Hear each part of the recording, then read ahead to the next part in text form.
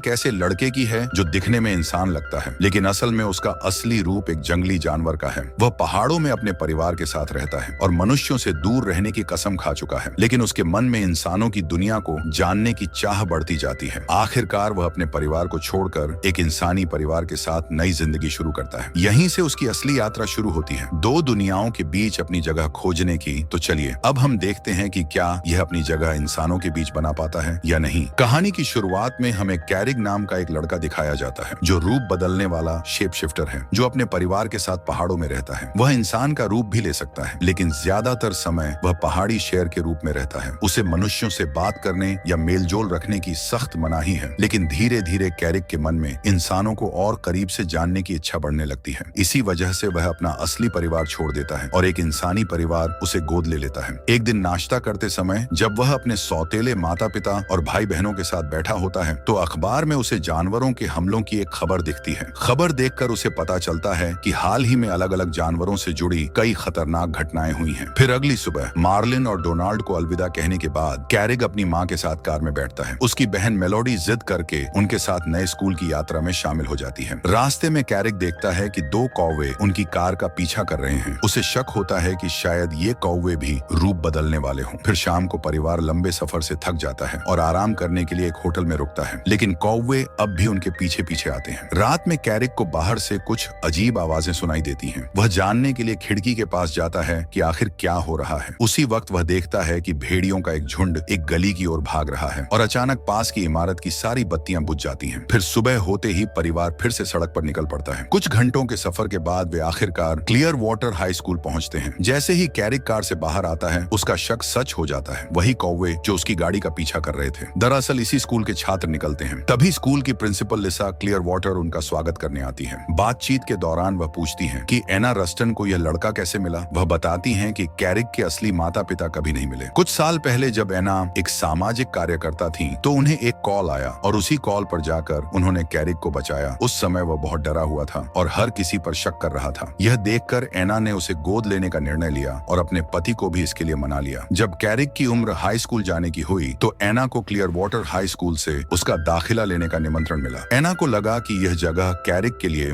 नए दोस्त बनाने का अच्छा मौका होगी, क्योंकि जिस शहर में वह अब तक रह रहा था वहाँ वह बहुत अकेला और अलग थलग महसूस करता था। सभी सवालों के जवाब देने के बाद लिसा कैरिग से अकेले में बात करने के लिए कहती है। तभी वह उसे एक बड़ा राज बताती है, वह राज जो कैरिग अब तक सबसे छिपाता आया था। लिसा बताती है कि इस स्कूल में सभी लोग रूप बदलने वाले शेप शिफ्टर हैं। अब कैरिग को अपने असली रूप को छिपाने की जरूरत नहीं है। तभी अचानक स्कूल का अलार्म बज उठता है और प्रिंसिपल यह देखने के लिए चली जाती हैं कि आखिर क्या हुआ है। तभी उन्हें पता चलता है कि एना और मेलोडी कैंपस में घूम रही हैं। चूंकि वह जगह प्रतिबंधित है, प्रिंसिपल अपनी असिस्टेंट से कहती हैं कि वह उन्हें वहां से बाहर ले जाए। कैरिग बहुत खुश हो जाता है क्योंकि उसने पहली बार अलग अलग प्रजातियों के इतने सारे शेप शिफ्टर एक साथ देखे थे। स्कूल के गलियारों में चलते हुए कैरिग की मुलाकात जेफरी और उसके दोस्तों से होती है। दोनों के बीच तुरंत झगड़े जैसा माहौल बन जाता है, लेकिन जेम्स समय पर पहुंचकर लड़ाई रोक देता है। पूरे स्कूल से परिचय होने के बाद एना अपने बेटे कैरिग को अलविदा कहती है। जब एना और मेलोडी वापस गाड़ी की ओर लौट रही होती हैं, तभी उसी समय स्कूल को फंड देने वाला करोड़पति एंड्रयू मिलिंग कैंपस में आता है। परिवार से विदा लेने के बाद कैरिग का परिचय एंड्रयू से कराया जाता है। वहाँ कैरिग बताता है कि उसने पहाड़ों में रहना छोड़कर इंसानों के साथ रहने का फैसला क्यों किया। उसे हमेशा लगता था कि अगर वह सिर्फ पहाड़ी शेर बनकर जिएगा तो उसकी जिंदगी अधूरी रह जाएगी। बाद में जब कैरिग अपने कमरे में पहुंचता है तो उसे स्कूल के नियम समझाए जाते हैं। जैसे ही प्रिंसिपल वहां से जाती है तभी खिड़की पर अचानक एक गिलहरी दिखाई देती है। उसी समय कैरिग खिड़की खोलता है और गिलहरी अंदर आकर अपना परिचय देती है। उसका नाम होली है और वह बताती है कि उसे कैरिग का मार्गदर्शक बनाया गया है। वह उसे उसकी पहली शेप शिफ्टिंग की कक्षा में ले जाती है। कक्षा में मिस्टर एलवुड सभी छात्रों को याद दिलाते हैं कि वे अपनी शक्तियों का इस्तेमाल केवल कक्षा के समय ही कर सकते हैं। साथ ही वे कहते हैं कि रूप बदलते समय उन्हें बहुत सावधानी बरतनी चाहिए ताकि कोई इंसान उन्हें देख न ले, क्योंकि कैरिग स्कूल में नया है। उसे अपनी शक्ति दिखाने के लिए चुना जाता है, लेकिन उससे पहले ब्रैंडन रूप बदल देता है। ब्रैंडन का असली रूप एक बाइसन है। उसे अपनी शक्तियों पर काबू पाना बहुत कठिन लगता है और वह ज्यादा देर तक इंसानी रूप में नहीं रह पाता। ये देखकर कि उसका साथी कितनी आसानी से रूप बदल लेता है, कैरिग असुरक्षित महसूस करने लगता है। उसे लगता है कि वह अपने असली रूप से बहुत दूर हो चुका है, इसलिए वह रूपांतरण करने से पीछे हट जाता है। लेकिन लिसा की मदद से कैरिग अपने पुराने जीवन को याद करने लगता है। जंगल में अपने असली परिवार के साथ बिताए हुए पल, यही यादें उसे हिम्मत देती हैं और वह अपना असली रूप धारण कर लेता है। इसके बाद प्रिंसिपल सबको आदेश देती है कि वे भी रूप बदलें। तभी कैरिक को पता चलता है कि वह भेड़ियों से भरे स्कूल में है। लिसा उसे समझाती है कि इस स्कूल में वह इंसानी और जानवर दोनों रूपों में जीना सीखेगा और दोनों दुनियाओं के बीच एक कनेक्शन बनेगा। फिर कुछ घंटों बाद जब वह अपने कमरे में आराम कर रहा होता है, तभी ब्रैंडन उससे मिलने आता है और बताता है कि वही उसका नया रूममेट होगा। तभी अचानक होली भी आ जाती है और कहती है कि अब कैफेटेरिया जाने का समय हो गया है। फिर खाना लेने के बाद कैरिक की मुलाकात डोरियन से होती है। डोरियन वह लड़का है जो बिल्ली में बदल सकता है। स्कूल आने से पहले वह एक इंसानी परिवार का पालतू जानवर बनकर रह रहा था और एक बार सार्डिन का डिब्बा चुराते हुए पकड़ा भी गया था। जब कैरिक ने सबके सामने अपना असली रूप दिखाया तो कई सहपाठियों ने उसका सम्मान करना शुरू कर दिया, लेकिन कुछ कमजोर जानवर उससे डरने लगे और उसकी मौजूदगी को ही खतरा मानने लगे। इसी वजह से कुछ छात्र उसे दूर रहने लगे क्योंकि उसका जानवर रूप बहुत ताकतवर है। बो परेशानियों से बचने की कोशिश करता है, लेकिन आखिरकार जेफरी के साथ मुसीबत में फंस जाता है। बो को खतरे में देखकर कैरिक उसकी मदद करने के लिए आगे आता है और जेफरी से भिड़ जाता है। नतीजन वह खुद मुसीबत में फंस जाता है। जब भेड़िए नए छात्र को डराने की कोशिश करते हैं, तभी जेम्स आ जाता है और एक बार फिर माहौल शांत कर देता है। उस रात जब कैरिक अपने परिवार के बारे में सपना देख रहा होता है तो अचानक ब्रैंडन उसे जगा देता है। दरअसल ब्रैंडन नींद में ही रूप बदल लेता है और गलती से अपना बिस्तर तोड़ देता है। उसके अनुसार यह आमतौर पर हफ्ते में 1-2 बार हो ही जाता है। यह सुनकर कैरिक समझ जाता है कि आने वाली रातें शायद उतनी शांत नहीं होंगी जितनी वह चाहता था। फिर अगले दिन लड़ाई की कक्षा में बर्दा और ब्रैंडन को आमने सामने लड़ने के लिए चुना जाता है, लेकिन लड़ाई शुरू होने से पहले ही ब्रैंडन भाग जाता है। वह एक ताकतवर बाइसन होने के बावजूद खुद को शांति प्रिय बताता है और लड़ाई नहीं करना चाहता, इसलिए उसकी जगह कैरिक को चुना जाता है। कैरिक अपनी क्षमताओं को लेकर थोड़ा अनिश्चित रहता है। तभी आंद्रे उसकी मदद करता है और उसे पहाड़ी की मिट्टी से भरे एक छोटे थैले की गंध सूंघने के लिए कहता है। गंध सूंघने के बाद कैरिक रूप बदलकर शेर बन जाता है और युद्ध के मैदान में उतरता है। बर्दा से आकार में छोटा होने के बावजूद वह ताकत के दम पर अपनी जीत साबित करता है। इसके बाद लेरॉय और डोरियन को आमने सामने लड़ने के लिए बुलाया जाता है, लेकिन डोरियन अपने प्रतिद्वंद्वी से निकलने वाली बदबू सूंघ कर डर जाता है और भाग जाता है। इस तरह लेरॉय को बिना लड़े ही जीत मिल जाती है। फिर कक्षा खत्म होने पर एंड्रयू कैरिक से बात करता है। वह कहता है कि वह कैरिक का टीचर बनना चाहता है और उसे मिट्टी से भरा एक छोटा बैग देता है। एंड्रयू कहता है कि कैरिक का भविष्य बहुत उज्जवल है। जब बाकी छात्र देखते हैं कि एंड्रयू कैरिक को ज्यादा तवज्जो देता है तो उनमें जलन होने लगती है। इसी वजह से जेफरी कैरिक को चुनौती देता है कि वह 2 भेड़ियों से लड़ाई करे। वह कहता है कि अगर कैरिक जीत गया तो वे सब उसे अकेला छोड़ देंगे। फिर दोपहर बाद कैरिक अपने नए दोस्तों के साथ ट्री हाउस जाता है और बताता है कि वह इस लड़ाई में हिस्सा लेगा। यह सुनकर ब्रैंडन डर जाता है कि कहीं उसका दोस्त स्कूल से निकाला न जाए, लेकिन कैरिक कहता है कि वह अब और ताने सुनना बर्दाश्त नहीं कर सकता। जब उसे रोकना मुश्किल हो जाता है तो होली कहती है कि वह अपने दोस्त का साथ देने आएगी। वहीं ब्रैंडन मुस्कुराते हुए कहता है कि वह इंतजार करेगा कि भेड़िए कैसे हारते हैं। फिर रात को तीनों चुपके से हॉस्टल से निकल जाते हैं। कैरिक रूप बदलने से पहले वह छोटा बैग सूंघता है। तय जगह पर पहुंचने के बाद फिर वह पूछता है कि उसके खिलाफ कौन से भेड़िए आएंगे। तभी उसे पता चलता है कि यह एक जाल है। 2 भेड़ियों से लड़ने के बजाय कैरिक खुद को जेफरी और उसके पूरे झुंड से घिरा हुआ पाता है। फिर भी वह हार नहीं मानता। भेड़ियों से ताकतवर होने के बावजूद उस पर पीछे से हमला हो जाता है और सभी मिलकर उसे दबाने लगते हैं। तभी अपने दोस्त को मुश्किल में देखकर होली ब्रैंडन को चट्टान से धक्का देती है ताकि वह बाइसन का रूप लेकर कैरिक की मदद कर सके। ब्रैंडन भेड़ियों का ध्यान भटकाता है और उसी समय कैरिक पलटकर जोरदार हमला करता है। नतीजन जेफरी और उसके साथी पीछे हट जाते हैं और हार मान लेते हैं। अगली सुबह कक्षा में जेम्स देखता है कि कई छात्र घायल हैं। वह उन्हें अस्पताल जाने के लिए कहता है। जब उनसे चोट का कारण पूछा जाता है तो वे अलग अलग बहाने बनाते हैं, लेकिन यह साफ है कि वे किसी लड़ाई में घायल हुए हैं। उसी समय जब प्रिंसिपल कैरिक से पूछताछ करने वाली होती हैं, तभी उसे एंड्रयू के साथ घूमने का निमंत्रण मिलता है। टहलते समय कैरिक को पता चलता है कि एंड्रयू को पहले से ही पिछली रात की घटना के बारे में सब कुछ मालूम है। एंड्रयू कहता है कि अगर कैरिक सच में एक कूगर है तो उसे भेड़ियों को हराने के लिए किसी की मदद की जरूरत नहीं होनी चाहिए, चाहे 4 भेड़िए क्यों न हो। लेकिन क्योंकि कैरिक ने बहुत छोटी उम्र में अपने असली परिवार को छोड़ दिया था, इसीलिए वह ठीक से शिकार करना नहीं सीख पाया, जिसे सुन एंड्रयू उसे खुद सिखाने का फैसला करता है ताकि वह एक सच्चा शिकारी बन सके। सैर के बाद एंड्रयू कैरिक को स्कूल वापस ले जाता है। वहाँ लिसा उस पर गुस्सा करती है और कहती है कि वह किसी भी छात्र को खास महत्व नहीं दे सकता। इसके बाद प्रिंसिपल कैरिक से बात करती है और समझाती है कि अगर उसे इस स्कूल में रहना है तो उसे बाकी छात्रों की तरह नियम मानने होंगे, यानी कक्षा के समय के अलावा कभी भी लड़ाई झगड़ा नहीं करना चाहिए। फिर लिसा के जाते ही होली और ब्रैंडन उससे पूछते हैं कि क्या हुआ। बात करते करते कैरिक देखता है कि लू जंगल की ओर जा रही है। वह तुरंत उसके पीछे जाता है और दोनों मिलकर शिक्षकों के एक समूह को सुनते हैं जो हाल ही में हुए जानवरों के हमलों पर चर्चा कर रहे होते हैं। शिक्षकों का मानना है कि ये हमले साधारण जानवरों ने नहीं किए, बल्कि इसमें शेप शिफ्टर शामिल हैं। समस्या यह है कि अगर इंसानों को यह सच पता चल गया तो इंसानों और वुडवॉकरों के बीच शांति हमेशा के लिए खत्म हो जाएगी। इसी वजह से लिसा और परिषद के बाकी सदस्य एक योजना बनाने की सोचते हैं ताकि आगे ऐसे हमलों को रोका जा सके। फिर स्कूल लौटने के बाद कैरिक अपने दोस्तों से कहता है कि जब वह अपनी माँ और बहन के साथ पड़ोसी शहर में रुका था तो उसने 4 भेड़ियों को इंसानों पर हमला करते देखा था। उसे पूरा यकीन है कि वे भेड़िए जेफरी और उसके दोस्त ही थे। फिर अगले दिन तय योजना के मुताबिक एंड्रयू कैरिक को उसका पहला सबक देने के लिए जंगल में ले जाता है। एंड्रयू ने बताया कि जितनी बार कैरिक रूप बदलेगा उतना ही आसान होगा। उसके लिए अपने दोनों रूपों को नियंत्रित करना, तभी वह दोनों रूपों में अपनी असली ताकत दिखा पाएगा। एंड्रयू ने सिखाया कि शिकार करने से पहले कैरिक को अपने शिकार को पहचानना चाहिए, फिर धीरे धीरे दूरी बनाकर घात लगानी चाहिए। यही उसकी सफलता की कुंजी है। फिर कैरिक ने हिरण का शिकार किया और दोनों ने मिलकर खाना खाया। कई घंटों बाद वे पैदल स्कूल लौटे। वापसी के दौरान एंड्रयू ने बताया कि उसकी एक बेटी थी, उसे इन इंसानों ने बहुत बुरी मौत दी जब वह जंगल में उसकी माँ के साथ घूम रही थी, और अगर वह जिंदा होती तो आज कैरिक की ही उम्र की होती। फिर उस दिन छुट्टी के समय लू ने देखा कि कैरिक ने खाना लेने से मना कर दिया। उसने पूछा कि क्या उसे भूख नहीं लगी। उसी समय कैरिक ने सच बताया कि वह सुबह एंड्रयू के साथ शिकार पर गया था और उसने अपना पहला शिकार पकड़ा था। यह सुनकर लू तुरंत उठकर चली गई क्योंकि उसे वह दिन याद आ गया जब उसकी माँ पर एक कॉगर ने हमला किया था। उस घटना के बाद से वह कभी भी सामान्य रूप से चल नहीं पाती। अपने दोस्त से रिश्ता ठीक करने के लिए कैरिक उसके पीछे जंगल में गया, लेकिन वह उसे पकड़ नहीं पाया। फिर शाम को जब कैरिक अपने कमरे में सोने की कोशिश कर रहा था, तभी उसे जेफरी की चीखें सुनाई दी। खिड़की से झांकते ही उसे समझ आया कि भेड़िए कुछ योजना बना रहे हैं। यह जानने के लिए कि वे क्या करने वाले हैं, कैरिक ने उनका पीछा करने का निश्चय किया। वह उनके पीछे पीछे चलते हुए पास के शहर तक पहुंच गया। वहां भेड़ियों ने एक सुरक्षा गार्ड को डरा दिया और एक कारखाने में घुस गए। तभी कैरिक ने उन्हें रंगे हाथों पकड़ लिया, लेकिन जैसे ही भेड़ियों को पता चला कि कोई उनका पीछा कर रहा है तो वे सब मिलकर कैरिक पर हमला करने को तैयार हो गए। लेकिन उसी समय एंड्रयू वहां आ पहुंचा और लड़ाई शुरू होने से पहले ही सबको रोक दिया। उसने आदेश दिया कि सभी छात्र कार में बैठें और फिर भेड़ियों को वापस स्कूल ले आया। इसके बाद उसने कैरिक को अलग बुलाकर उससे निजी बातचीत की। एंड्रयू ने बताया कि कुछ साल पहले उसने अपनी पत्नी और बेटी को खो दिया था। वे जंगल में घूम रहे थे जब एक शिकारी ने उन्हें मार डाला। तब से एंड्रयू के मन में इंसानों के लिए गहरी नफरत भर गई। उसके अनुसार इंसानों ने पूरी दुनिया पर कब्जा कर लिया है और जानवरों को दबा कर रखा है। इसी कारण बहुत सी प्रजातियां हमेशा के लिए खत्म हो चुकी हैं। पिछले 50 सालों से वुडवॉकर काउंसिल इंसानों को समझाने की कोशिश कर रही है कि वे प्रकृति और जानवरों की रक्षा करें, लेकिन कुछ भी नहीं बदला, बल्कि हालात और बिगड़ गए। इसी वजह से एंड्रयू ने खुद कदम उठाने का निश्चय किया। उसी समय शीला रात का खाना परोसने आई। कैरिक ने देखा कि उसके पैर में मशीन वाला पैर है। एंड्रयू ने बताया कि शीला एक सांप है जिसे उसके जानवर रूप में रहते हुए एक कार ने टक्कर मार दी थी। खाने के दौरान एंड्रयू ने कैरिक को अपने प्रोजेक्ट में शामिल होने का न्योता दिया, लेकिन कैरिक ने साफ कहा कि वह किसी को चोट नहीं पहुंचाना चाहता। यह सुनकर एंड्रयू ने समझाया कि उसका असली मकसद इंसानों को नुकसान पहुंचाना नहीं है, बल्कि उनकी मशीनों को नष्ट करना है ताकि वे ऐसे काम न कर सकें जिससे जानवरों और प्रकृति को नुकसान पहुंचे। फिर कैरिक ने वादा किया कि उस रात हुई सारी बातें वह गुप्त रखेगा, लेकिन उसने यह भी कहा कि उसे एंड्रयू के प्रस्ताव पर सोचने के लिए समय चाहिए। फिर अगली सुबह कैरिक अपने दोस्त ब्रैंडन को युद्ध का अभ्यास कराने में मदद करता है। ब्रैंडन जंगल में दौड़ते हुए और रास्ते की हर चीज तोड़ते हुए अचानक कैरिक के माता पिता से टकरा जाता है, जो कुछ दिनों के लिए क्लियर वाटर हाई स्कूल अपने बेटे से मिलने आए थे। ब्रैंडन जब माफी मांगने के लिए उनके पास जाता है तो कैरिक तुरंत बात छुपाने की कोशिश करता है और अपने परिवार को अपना कमरा दिखाने के लिए ले जाता है। कमरे में पहुंचते ही एना एक गिलहरी को उसकी चीजों में टटोलते हुए देखती है। तभी प्रिंसिपल आकर गिलहरी को डांटती हैं और कैरिक से कहती हैं कि मिलने का समय तय होता है, हर वक्त नहीं। फिर जाने से पहले एना बताती है कि वह पूरा वीकेंड पास के शहर में रहने वाली है और अपने बेटे को भी साथ चलने का निमंत्रण देती है, जिसे सुन कैरिक तुरंत राजी हो जाता है और अपने परिवार को अलविदा कहता है क्योंकि उन्हें कार की मरम्मत करवानी थी। परिवार के जाते ही कैरिक को एंड्रयू का फोन आता है। एंड्रयू उसे उस वीकेंड होने वाले एक खास कार्यक्रम में बुलाता है, लेकिन कैरिक साफ कह देता है कि वह वीकेंड अपने माता पिता के साथ बिताना चाहता है और इंसानों को नुकसान पहुंचाने का विचार उसे पसंद नहीं है। यह सुनकर एंड्रयू गुस्से में फोन काट देता है। इसके बाद कैरिक अपना मन भटकाने के लिए जंगल में चला जाता है और अपने रूप बदलने का अभ्यास करता है। कई घंटों तक चलते रहने के बाद उसकी मुलाकात विंग से होती है। वहीं उसे पता चलता है कि लोग उसके गायब होने से परेशान थे और उसे ढूंढ रहे थे। जब दोनों बातें कर रहे होते हैं तभी अचानक एक ड्रोन वहां आ जाता है। विंग तुरंत कैरिक को भागने का आदेश देता है क्योंकि एक शिकारी ने उसे ढूंढने के लिए कुत्ते भेज दिए थे। कुछ मिनट तक दौड़ने के बाद कैरिक एक पेड़ की ऊंची शाखाओं में छिप जाता है, लेकिन ड्रोन उसका पीछा करता रहता है। अपने दोस्त की मदद करने के लिए विंग उस मशीन को तोड़ देता है और कैरिक फिर से भाग निकलता है। फिर कुछ देर बाद जब कैरिक थक कर रुकता है तो शैडो उसे कुछ कपड़े देता है ताकि वह वापस इंसान का रूप ले सके। फिर जागने पर कैरिक अपने गुरु को जंगल में हुई घटना के बारे में बताता है और सोचने लगता है कि शायद उसके असली माता पिता के साथ भी वही हुआ होगा जो एंड्रयू की पत्नी और बेटी के साथ हुआ था। यह सोचकर कैरिक के अंदर गुस्सा भर जाता है और वह फैसला करता है कि अब वह एंड्रयू के प्रोजेक्ट का साथ देगा और इंसानों के खिलाफ उसकी मदद करेगा। अपने पहले मिशन पर जाने से पहले उसे पता चलता है कि एंड्रयू ने कुछ शेप शिफ्टर्स को उसके असली परिवार को ढूंढने के लिए भेजा है। एंड्रयू वादा करता है कि अगर वे जिंदा होंगे तो जल्द ही मिल जाएंगे। थोड़ी देर बाद कैरिक को उसकी माँ का फोन आता है, लेकिन कैरिक बताता है कि उसे यह ट्रिप रद्द करनी होगी क्योंकि उसे अचानक एक जरूरी काम याद आ गया है। तभी ब्रैंडन और होली वहां पहुंचते हैं और कहते हैं कि वे अपने दोस्त की चिंता में आए हैं, लेकिन कैरिक गुस्से में उन्हें जाने का आदेश देता है। फिर कुछ देर गाड़ी चलाने के बाद सब लोग एक खदान पर पहुंचते हैं। वहां एंड्रयू टीम को बांट देता है। वह कैरिक से कहता है कि वह जंगल के जानवरों को इस इलाके से दूर रखे। इसी बीच जेफरी और बाकी भेड़ियों को काम करने वाले कर्मचारियों को बाहर निकालना है ताकि कोई घायल न हो। फिर कैरिक पास के खरगोशों को डराकर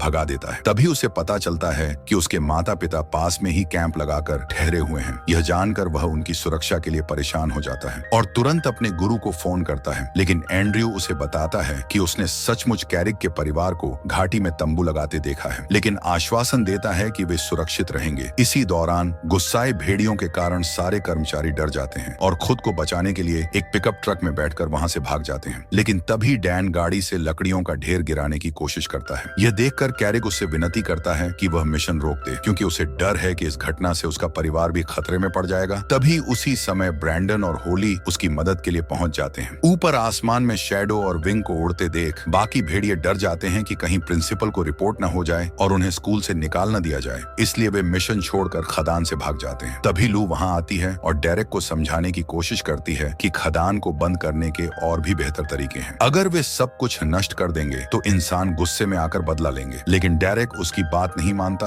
और गुस्से में उसे धक्का दे देता है। तभी चारों ओर से कौवे उस पर हमला कर देते हैं। गुस्से में डेरेक एक भूरे भालू का रूप ले लेता है। अब ब्रैंडन अपने दोस्तों की रक्षा करने के लिए लड़ाई में कूद पड़ता है। इस बीच एंड्रयू को लगता है कि कैरिक ने उसे धोखा दिया है। वह गुस्से में ब्रैंडन पर झपट पड़ता है और दोनों के बीच जबरदस्त लड़ाई शुरू हो जाती है। इसी दौरान कैरिक देखता है कि लकड़ियों का ढेर लुढ़क कर उस घाटी की ओर जा रहा है जहां उसका परिवार रह रहा है। वह सब कुछ छोड़कर दौड़ पड़ता है ताकि अपने परिवार को बचा सके, चाहे उसे अपनी जान ही क्यों न जोखिम में डालनी पड़े। नीचे घाटी में जैसे ही ऐना को ऊपर से लकड़ियों के गिरने की आवाज सुनाई देती है, वह सबको तुरंत छिपने का आदेश ताकि अपने परिवार को बचा सके, चाहे उसे अपनी जान ही क्यों न जोखिम में डालनी पड़े। नीचे घाटी में जैसे ही ऐना को ऊपर से लकड़ियों के गिरने की आवाज सुनाई देती है, वह सबको तुरंत छिपने का आदेश देती है, लेकिन मेलोडी अपनी माँ की चीखें नहीं सुन पाती क्योंकि उसने हेडफोन पहने हुए होते हैं। जब वह अपनी तरफ आती लकड़ियों का ढेर देखती है तो घबराकर चीखने लगती है। उसी समय कैरिक दौड़कर आता है और उसे बचा लेता है। हताश होकर ऐना अपनी बेटी को ढूंढने निकलती है और जब वह मेलोडी को जिंदा देखती है तो उसे राहत मिलती है। मेलोडी बताती है कि एक कूघर ने उसे खतरे वाले इलाके से धक्का देकर बाहर निकाला, लेकिन डोनाल्ड को यकीन हो जाता है कि उसकी बेटी होश में नहीं है और शायद भ्रम देख रही है। फिर कुछ देर बाद लू और उसके दोस्त जंगल में कैरिक का बेहोश पड़ा शरीर पाते हैं। वे सोचकर उदास हो जाते हैं कि शायद वह अब बच नहीं पाएगा, लेकिन जब कैरिक धीरे धीरे अपनी आंखें खोलता है तो सबको राहत मिलती है। होश में आते ही कैरिक सबसे पहले अपने परिवार की तरफ दौड़ता है ताकि देख सके कि वे सुरक्षित हैं या नहीं। तभी एंड्रयू वहां पहुंचता है और कहता है कि जब यह हादसा हुआ तो वह लड़के के साथ ही पास में टहल रहा था। फिर वह परिवार को अस्पताल ले जाने के लिए एक हेलीकॉप्टर बुलाता है और सबको सुरक्षित भेज देता है। जैसे ही कैरिक के माता पिता हेलीकॉप्टर से सुरक्षित निकल जाते हैं, कैरिक गुस्से में आकर एंड्रयू पर चिल्लाता है और कहता है कि वह प्रिंसिपल को बताएगा कि इन हमलों के पीछे असली जिम्मेदार कौन है। लड़के को चुप कराने के लिए एंड्रयू उसे कहता है कि उसने उसके असली परिवार को येलोस्टोन की पहाड़ियों में देखा था, लेकिन वह उनका सही ठिकाना तभी बताएगा जब कैरिक वादा करे कि वह किसी से भी इस घटना का जिक्र नहीं करेगा। फिर थोड़ी देर बाद लिसा वहां पहुंचती है। तभी एंड्रयू उससे कहता है कि इंसानों पर हमला करने की गुप्त योजना उसके सहायक डेरेक ने बनाई थी, लेकिन लिसा को शक है कि खदान को नष्ट करने में एंड्रयू का भी हाथ हो सकता है। तभी पुलिस की गाड़ियों की आवाज आती है। यह सुनकर प्रिंसिपल वहां से चली जाती है, लेकिन कहती है कि वह इस पूरे मामले की पूरी जांच जरूर करेगी। फिर स्कूल लौटने पर बच्चों का बहुत अच्छे तरीके से स्वागत किया जाता है क्योंकि सबको पहले ही पता चल चुका था कि उन्होंने सबको बचाया है। तो आपको यह फिल्म कैसी लगी नीचे कमेंट में बताइए।